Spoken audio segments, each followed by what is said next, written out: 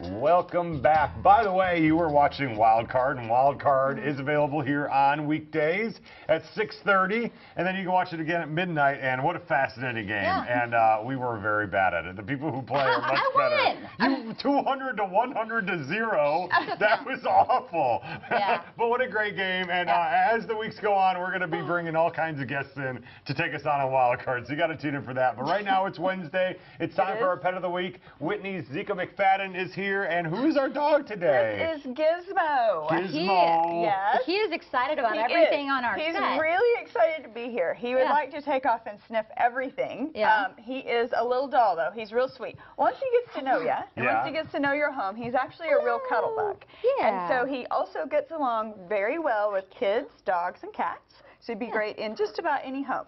Although, I would say the home that he goes into, he does need to have some playtime. Yeah, because some room to run around. He's got some energy. Yeah. He is 3 years old. Is he really? Yeah, so he is finished growing. This is as big as he's going to get.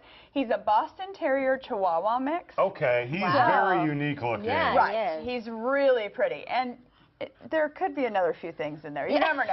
I have to say that he's very unique. His eyes are fascinating because they're humongous and they're blue. Yeah, I mean, they are. He is adorable. Check me out. Check me out. He actually really is cute. And he's real sweet, and he has just kind of a good little demeanor. Like I said, I met him today for the first time, went in, and he just jumped right in the car with me, and he's ready to go.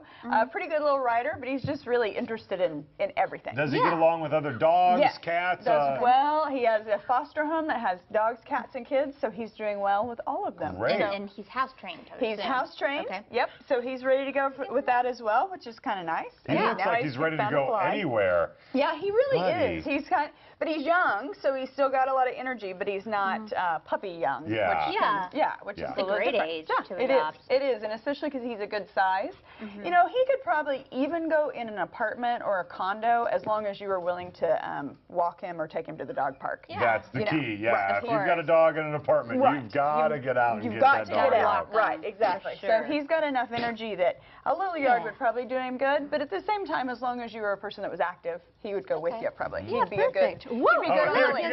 Hello. Hello. Oh, kisses.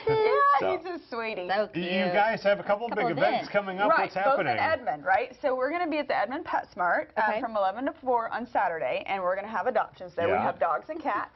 Not sure if Gizmo sees something he would like to go chase. I'm not sure if Gizmo will be there because it is Wednesday, so there's a possibility that he'll already have been adopted by some wonderful person watching the show today, because he'll be at 7500 Northwestern today. But the other thing we have is we have a yoga place that's opening in not OK Humane, but there's Hidden Dragon yoga on 150th and Western, and it's their grand opening. And so if you go and do yoga on Saturday or Sunday at that location, all the proceeds go to OK Humane. Wow, that's fantastic. That is so neat. So if you're a yoga person, go check it out. And then so on Saturday you can go to PetSmart and to yoga.